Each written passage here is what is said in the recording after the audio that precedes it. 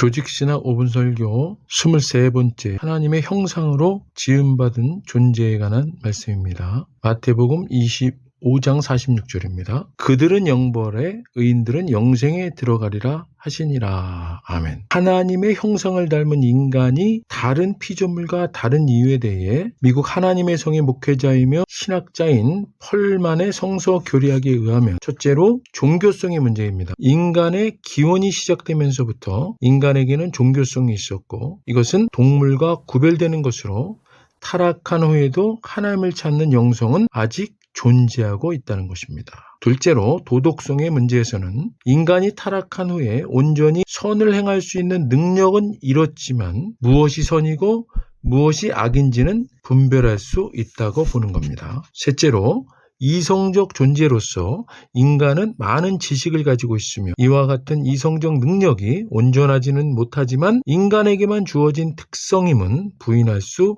없는 것입니다. 넷째로 불멸성입니다.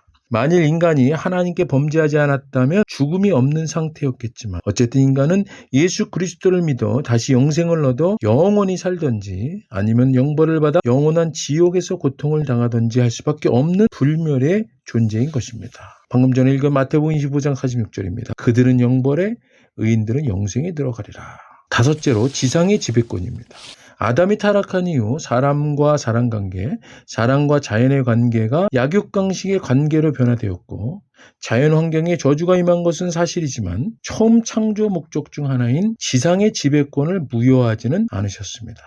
이와 같은 5가지가 하나님의 형상대로 지음받은 인간의 특성입니다. 그러나 인간은 타락함으로 말미암아 하나님의 형상에 손상을 입었거나 또는 아주 하나님의 형상을 잃어버리게 되었습니다. 그렇다고 인간의 정신과 육체적 능력을 완전히 상실했다는 것을 의미하지는 않는 것입니다. 그러나 창조 당시에 인간이 지니고 있던 최초의 순전성과 도덕적 성실성 그리고 진리에 대한 지성은 하나님께 대한 불순종으로 말미암아 상실하게 되었습니다.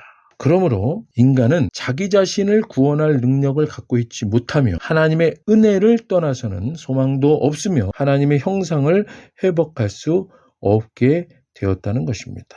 기도하겠습니다. 하나님 아버지, 오늘은 조직신학 하나님의 형상으로 지음받은 존재에 대한 말씀을 나눴습니다. 하나님, 이제 우리는 아담이 범죄한 이후로 전적 타락된 존재이지만 그러나 예수 그리스도를 통해서 이제 우리는 구원받고 하나님의 형상이 회복된 존재, 또 아버지 하나님께서 땅에 버리신 목적대로 살아가는 존재가 되었음을 깨닫습니다. 하나님, 이제 이 바뀐 존재, 새 본성을 가진 존재로 우리가 이 땅에서 주님 기뻐하시는 삶을 살아갈 수 있도록 인도하여 주시옵소서. 감사드리며 예수님 이름으로 기도드립니다. 아멘.